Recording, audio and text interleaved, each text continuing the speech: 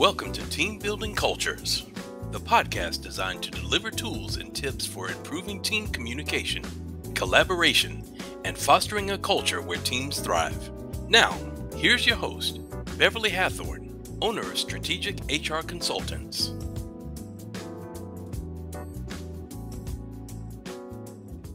Hello, listeners, and thank you so much for joining me for another episode of Team Building Cultures. I am Beverly Hathorn, your host and owner of Strategic HR Consultants. Today, I'll be speaking with Kendall Layman. Kendall is an executive leader who continually looks for ways to turn the complexities of business and life into simpler solutions for success.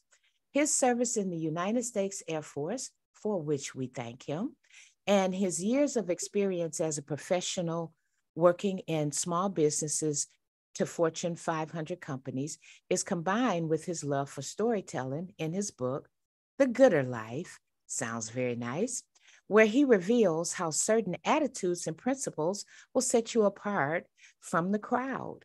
Today, Kendall's going to talk to us about just that, the gooder life in layman's terms, and how to set ourselves apart from the crowd. Kendall, this sounds like a really interesting topic, and I'm excited to delve in. So thank you so much for joining me today. Well, thank you so much for having me. And I hope it's an interesting topic. To me, it seems like it is. In today's world, I feel like there's a lot of people wanting to know, what do I need to do to have an edge? And I believe that if you will follow the examples, as you said, the attitudes and the principles that are in the gooder life in layman's terms, they're very simple, but I think they're powerful. Okay, awesome. So tell me, how did the gooder life originated? Where'd that come from? How'd that get started? Well, this is a culmination of many lifelong lessons that I've learned throughout my career and meeting individuals that came to a point where I just felt like I wanted to get all of this out of my head and into print. And I didn't know if anybody would want to read it or not, but at least it would get out of my head, quit bothering me every day. And so I got all of it out on paper and worked with a great lady whose company is out of McKinney, Texas, to help me get the book published. And we did that a couple of years ago. The gooder life concept started. I have a large size family on my mom's side, and one of her brothers, my uncle, seems to always host our gatherings at his house. Holiday gatherings, birthday gatherings, we always seem to end up there for lunches. And one day I walked in, and I was a young man, probably in my late 20s, early 30s. And he said, "Kendall, how's your day going?" And I said, "It's okay." And he said, "No, there's only two kinds of days, good or gooder." And so from that point on, that was the word gooder that came to me, and I began to share that story with people. And over the years, the concept has grown in my head to where I finally felt like I had it in place to put down on paper. And that's what I did with the book. Oh, that is awesome. I already like your uncle. so I have similar thoughts to your uncle. I typically host all the events for my family, all the holidays. And as a matter of fact, they were just here yesterday for Memorial Day. Yeah. And I have a concept similar to his gooder. And I believe that in life, you never lose. You either win or you learn. So that is something that I try to push forward to the younger folks in my family and in my surroundings. So I'm right there with your uncle, definitely.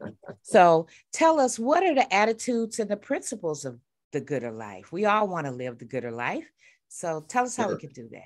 Well, I think there's probably lots of attitudes, but I've narrowed this down to three based upon what I saw throughout my career. As growing up through my career, I started off as a computer programmer, was not leading a group of people, but I don't think that you have to be in a leadership position to actually lead.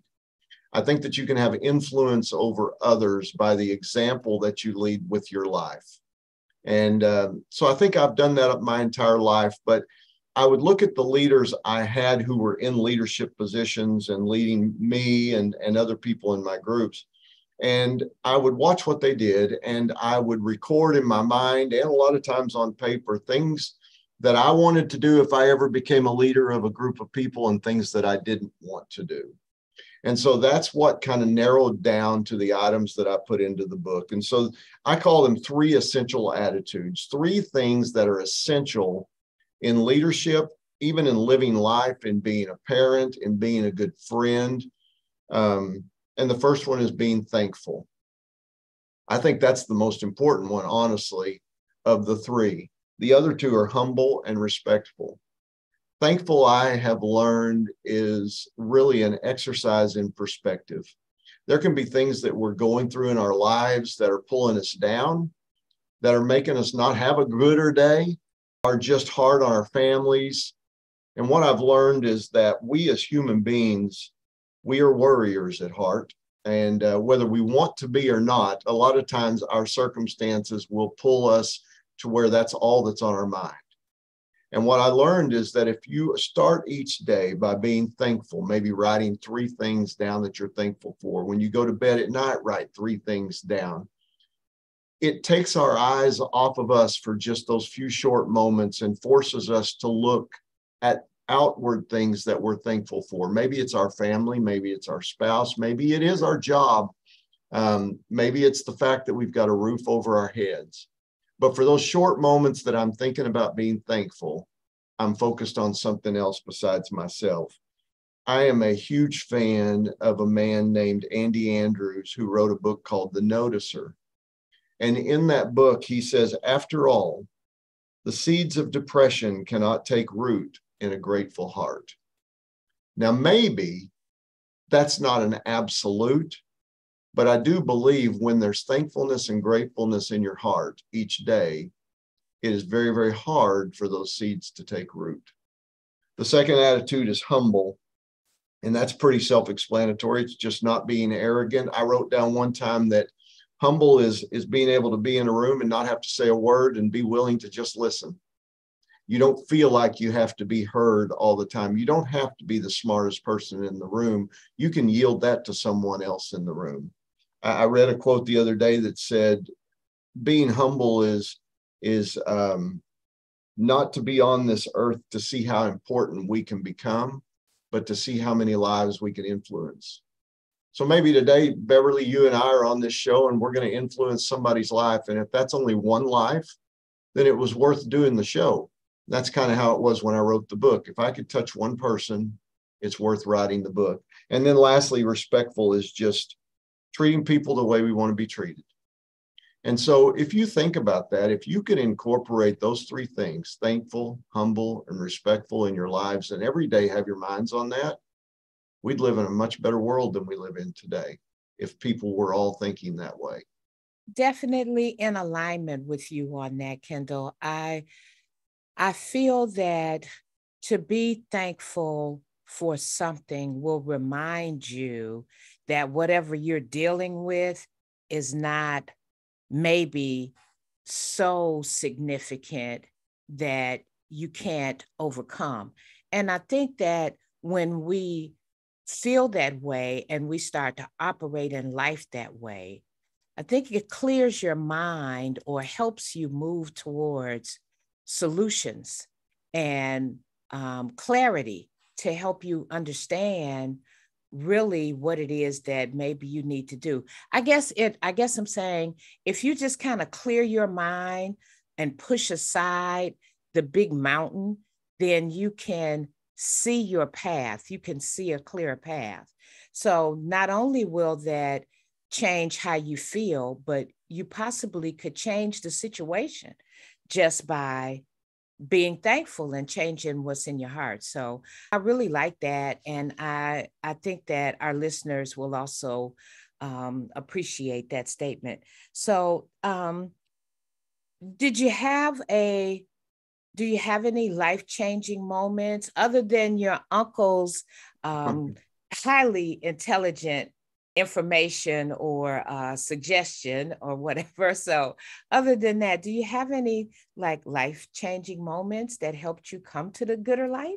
I do. I think we all have moments in our lives that are key times that we reference back. You know, it's interesting when I look back over my life, and I think it's like this for a lot of people too, we kind of mark time of our lives with certain situations that happen. You know, maybe looking back in high school, it was playing sports and making a big basketball shot or scoring a touchdown. And you remember that. You may not remember all the other games, but you remember that point. Maybe it's when you you and your spouse had a child, or maybe it's when you got married, or maybe it's when you graduated. We have these events that are life-changing events that mark time. Some of those are big, some of those are smaller. And then every now and then something comes along that really, really rocks your world. And that's what happened for me. I had a sister who was 27 years old. I was going into the Air Force. My wife and I were married. We didn't have any children. She had a beautiful baby boy, and 10 days later passed away from just complications during childbirth. Completely, we couldn't see it coming. That was a time in my life that was one of those times, and the listeners may identify with this, and you too. It's that time when you wake up in the morning and when you go to bed at night, you see the world differently than you did in the morning when you woke up. Life changed that much on you that day. It's those times when it's very, very hard to even think about being thankful. It's very hard to even say, today is either going to be good or gooder. It's hard to do that when I am struggling to do the smallest things that I need to do each day to just survive. I read a story one time. I'm a big sports person, and I like basketball, and I love college basketball, and I watched the NCAA tournament. There was a man writing about that, and he was talking about how in the tournament, teams have to survive the game they're playing and advance to the next round. That's all you have to do. And if you make it through 5 or 6 games, you'll win the national championship. And he said, in life, there are days where we simply have to survive and advance to the next day, whatever that takes. You know, Beverly, surviving for someone who's maybe lost a spouse or lost a brother or sister, and surviving may simply just be getting up the next day and getting your clothes on and getting out of the house. That may be it. And that may be a success for that day. And there's those times in life where we have that. But I believe the principles of the gooder life, those essential attitudes of thankful, humble, respectful, if we can push ourselves to do what you just said a while ago, be thankful, to not focus on the forest, but instead back away and look at the trees, to be able to put things in perspective and not try to solve the entire problem at once, but to look at it from equation to equation to equation. It does allow us to see that our circumstance, while large in our eyes and very significant to us, we're not the only one going through this. And that's always helped me. When my sister passed away, what helped me was to think that, unfortunately, there are other people going through this same thing, just like I am. Mm-hmm. It doesn't make me feel better, but it just makes me feel not alone. There's somebody in this with me. I don't know who they are, but somebody's doing this. And I think that's what you were saying a while ago, to be able to look at that and see that maybe it's not as big as we thought it was. It's huge. I admit that, but it allows us to push forward. And so, yes, I had that huge time in my life that changed my life. And I tell people it may sound crazy, but I wouldn't trade it for the world, because it was through that time where I learned so much. Just like you said earlier, in life, we either win or learn. That was a huge learning point for me. I didn't feel like I was winning for sure, but I was absolutely learning. And I think we all have those times in our lives. I definitely wholeheartedly appreciate your story and sharing that with us. And I'm sorry for your loss. I also appreciate your saying that you were at that time maybe part of a community that you may or may not have been aware, but recognizing and understanding that there are others who go through such losses is big, because that keeps you from feeling alone. That acknowledges other people who may be listening, who have or maybe are now suffering such a loss. I've suffered those types of losses a couple of times, and you're right.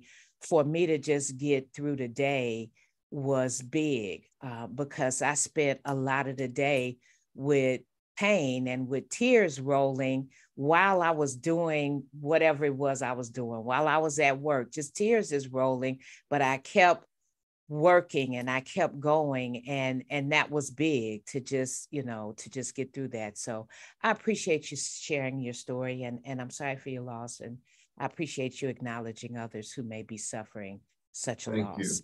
you. Hey, Yes. Beverly, I think as leaders, as good friends, as spouses, I think there's a lot of times where it's important to show that we are vulnerable and to show that we don't have all of the answers.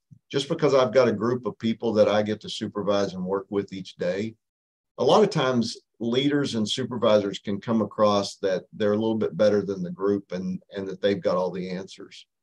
I think it's important for authentic leaders to show that they are vulnerable and that things bother them. I'm not a person who's scared to show tears, and I think that we should. When you're sad, it's okay to show you're sad. When you're happy, it's okay to show you're happy. And I think that the people who follow us will respond to that, because we're real. They want real. People want real in life and authentic. And I think that's extremely important. Yeah, that's huge. And I've often said leaders should connect with their teams on an authentic level. I'm just a person like you.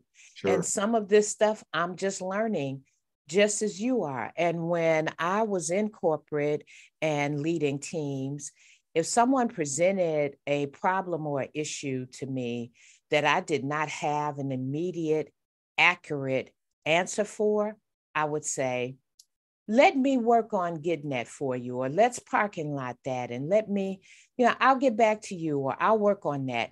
And I've known leaders who would give an answer off the fly just to keep from saying, I don't know. Sure. And when you say, I don't know, to someone who thinks you think you should know, that puts you on the same level playing field with that person. You don't know, and I don't know. So we're the same. So as your leader, I'm going to work on finding out for you, and I'll bring the information to you so that you can move forward.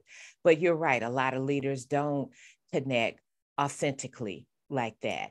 So that brings me to my next question.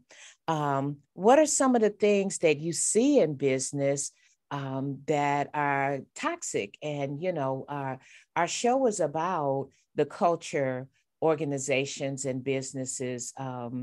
I feel like your culture is the soil in which all things grow. That's kind of like my tagline. So what are some of the things that you see that create toxic cultures?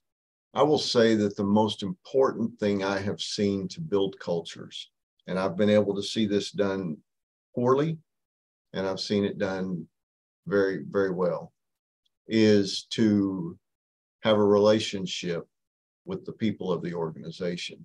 Too many times we see people who are called leaders because they sit in the chair of a leader and yet do not have a relationship with people that they lead.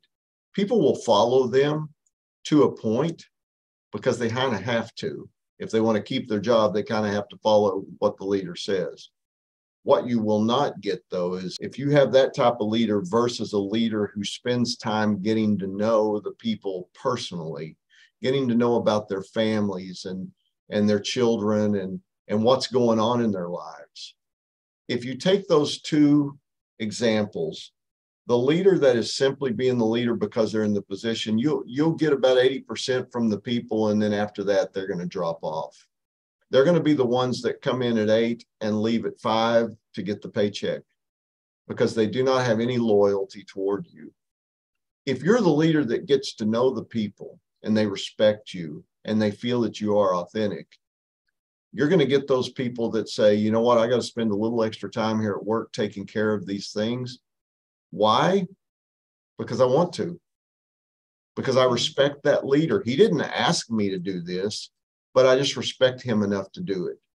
A toxic work environment and a culture can be dismantled extremely quickly from a leader who simply is an authoritarian. That's all they do is just have authority. I have watched it where the culture is just torn apart and it goes very fast. I've also watched it where maybe that leader is not the greatest person who knows what maybe you're in a production environment. They may not know all of the ins and outs of the production you're going through, and they may tell you that. Maybe they're authentic and say, guys, I don't understand everything you're doing. That's why you're here. I need good people around me, but I care about you, and I want to take care of you. I just think those people can build a culture and will fertilize that soil that you talked about so that things can grow. They're creating an environment where the people can themselves grow. They're investing their lives in those people so that those people feel comfortable and free to express themselves in the culture. It's when you get to that point where some people are scared to speak up. They don't know if it's okay for themselves, for them to speak up. That's when culture will die very, very quickly. 100%. It's like you're in my head.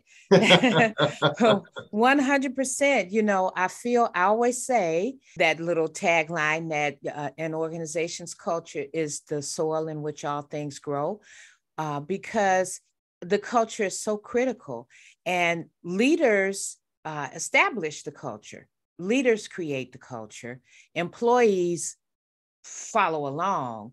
If you have a leader who is open and authentic and empathetic, understanding about your team, seeing them as people rather than cogs in the wheel or whatever, and if you communicate that to your team, let them know where and how they fit in, how their jobs or what they do impact the organization and the success of the organization, and make them feel a part of things, then you'll get the benefit of all that employee has to offer. And many, many, many times, most times, employees have knowledge, creativity, they have innovation, they have thoughts for improving processes, because after all, they're the ones doing the work.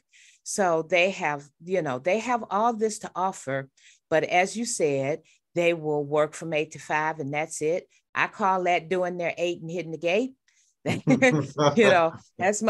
They'll just do their 8 and hit the gate. You won't get any of that delving into things to see how they can make it better, or, and all that creativity and innovation and ownership of your work passes on to your customers. Happy employees deliver service that makes happy customers. So we've got to learn to treat our employees as people and have authentic, to use your word, authentic relationships with them where we're building something together. That's where the collaboration comes in. And you do that through your communication. Those are my other two biggies, is communication and collaboration. The way you communicate with your team and the way you talk with them, even the way you hold meetings and the way you deliver information to them, the way you handle your performance, discipline, those discussions, the way you do that. If performance improvement is a requirement and is necessary, and you deliver that performance in such a way that it's negative or it's accusatory, or however you deliver that in a negative way, then you're not going to get the results that you need. The performance discussions are to improve performance. That's something that we do together, the leader and the employee. I'm not going to just say, you need to do this, this, this, and this, and then send you on your way. I'm going to talk to you about how I can help you do this, this, and this. And then we're going to get you there together. So once leaders start to, as you say, once they start to communicate and collaborate and work authentically with their people and be a part, be the human part, not just, I'm this shadowy figure over in the corner waiting to pounce on you when you do something wrong. So yeah, I'm totally with you on that. It's like you're in my head on that one. I am all about the culture. A leader can step in maybe early on in their tenure and can kind of fake it. And you might get by for a little bit, but people are smart and they will see through that over time. If a leader's heart is truly set on helping their team be the best they absolutely can be, they'll be able to do what they need to do to be a good leader, because you will enter those rooms where you're having a performance review with, how can I help you be better? You will enter those meetings with everybody in there. How can I invest in your lives and help you guys be the best you can be today? Everything will be centered around helping people be better. You'll be that authentic leader. It's like I said a while ago, if you are not threatened by people around you being smarter than you possibly, if you are willing to be quiet and just listen to your people, if you're okay being that humble leader, servant leader, it doesn't mean you're weak. It just means you're confident in what you know, and you're willing to let someone else teach you. I read a quote the other day, and it was, when you talk, it was by the Dalai Lama. It says, when you talk, you're simply repeating what you already know. But when you listen, you may be learning something new. Try to teach that to my grandson. He's 6 years old. And of course, I use the thing that we've all heard: you've got 2 ears and 1 mouth for a reason. And I think that is so huge in a leader's role, is listening. You talked about a while ago, communication. I think a lot of times our mind automatically, when we talk about communication, we think about talking. How do I send something out, an email? How do I talk to the people? Well, communication is just as much, or maybe more, about listening. I actually read a book a few years ago. It's called The Lost Art of Listening. And the main premise of that book was, being a leader is simply, it's not about you. It's about the people. And if you can get past that and think that this is not about me looking big, this is not about building me up, it's simply about the people, we will actually be that authentic leader we want to be.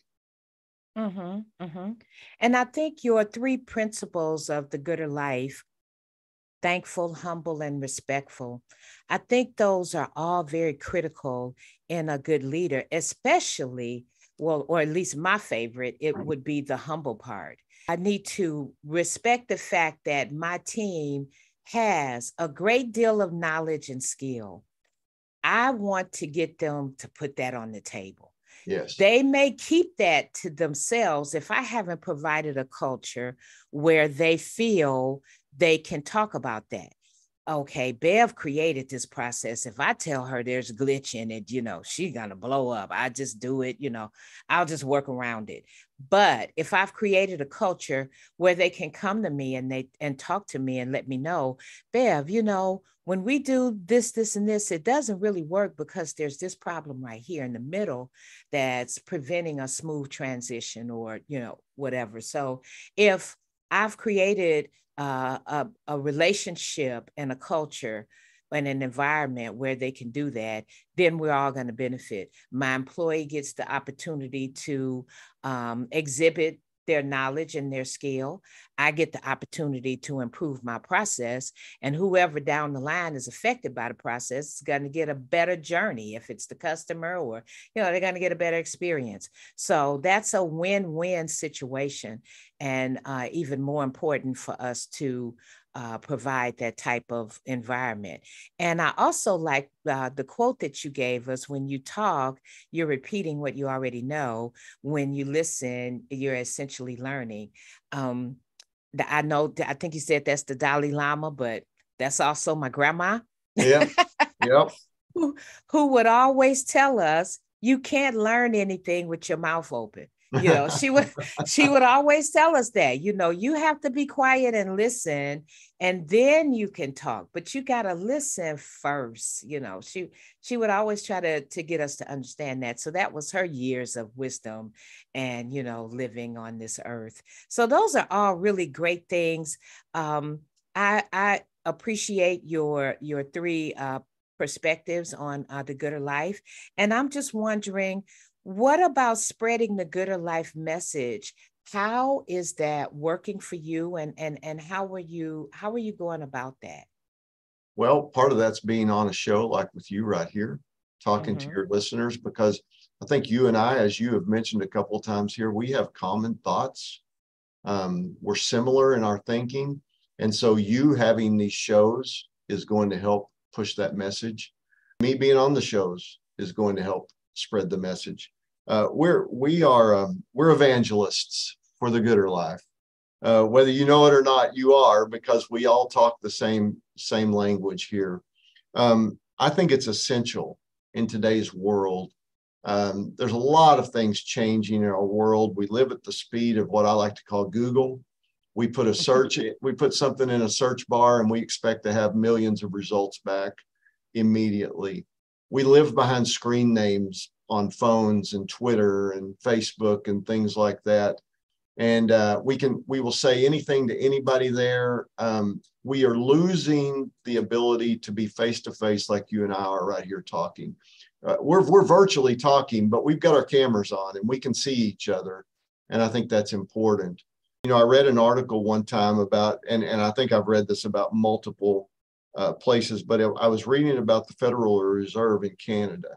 And they were talking about when new people come to work at the Federal Reserve, one of the big things they need to show them is how to identify counterfeit money. And one of the things that you might think is, well, we're going to show them the bad money so that they'll understand what it looks like. But that's not what they do.